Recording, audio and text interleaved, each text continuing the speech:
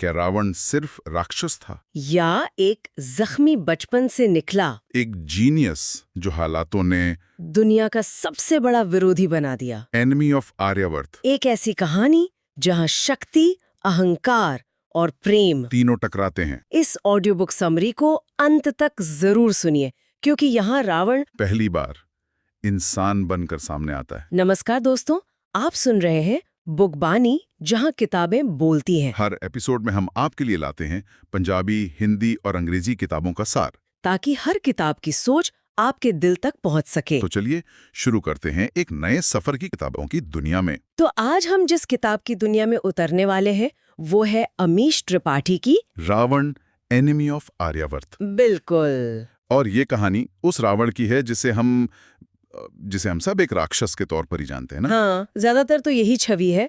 पर क्या वो बस उतना ही था?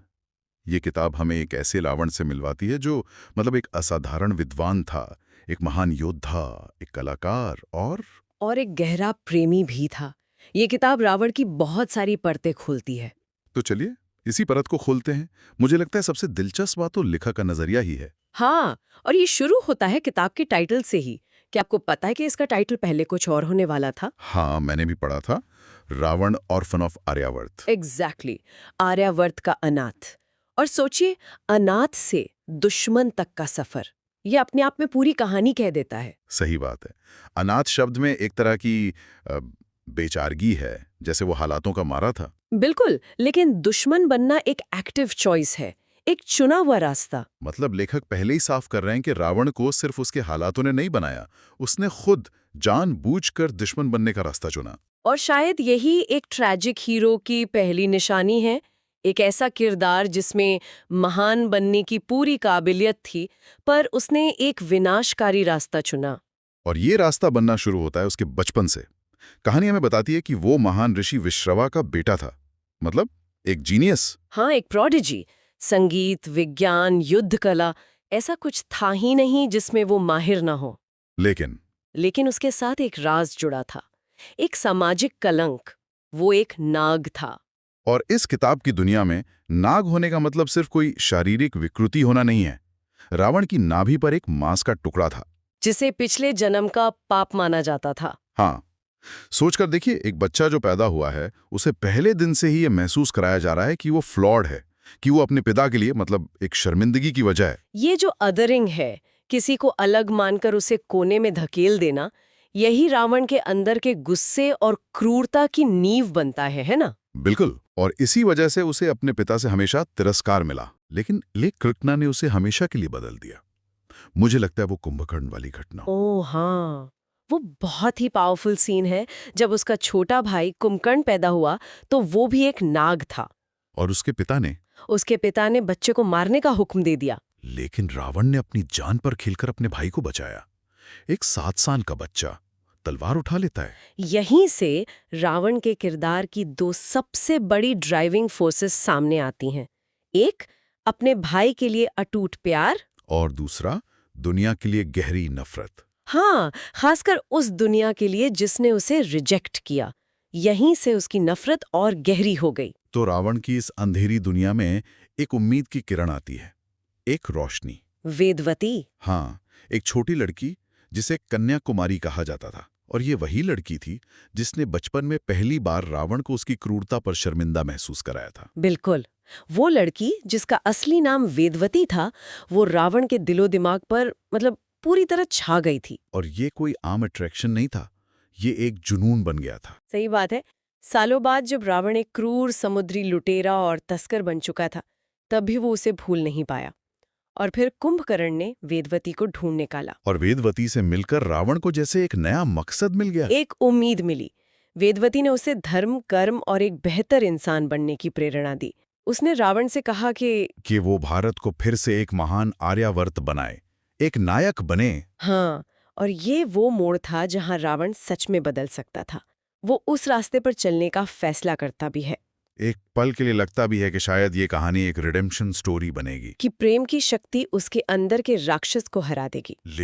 लेकिन किस्मत को कुछ और ही मंजूर था। रावण ने एक बेहतर इंसान बनने का फैसला तो कर लिया था, पर वेदवती, जो उसकी एकमात्र उम्मीद थी, उसकी बेरहमी से हत्या कर दी जाती है। और ये घटना रावण को अंदर से पूरी तरह तोड़ देती है। उसकी सारी उम्मीदें, सारी अच्छाई सब खत्म हो जाती है। हाँ, उसका वो गहरा दुख एक भयानक गुस्से और बदले की आग में बदल जाता है। वो उस पूरी भूमि से नफरत करने लगता है, जिसने उससे उसकी प्रेरणा छीन ली। बिल्कुल, और वो आर्यावर्त का दुश्मन बन जाता है। यहाँ पर वो अंधेरे को पूरी तरह से अपना लेता है। और इसी बीच कहानी में एक और खिलाड़ी आता है, विश्वामित्र। हाँ, जो एक महान नायक, एक विष्णु को स्थापित करना चाहते हैं। और उसके लिए उन्हें एक आदर्श खलनायक की जरूरत है। तो वो रावण में वो आदर्श खलनायक देखते हैं। बिल्कुल, विश्वामित्र एक मास्टर स्ट्रैटेजिस्ट हैं।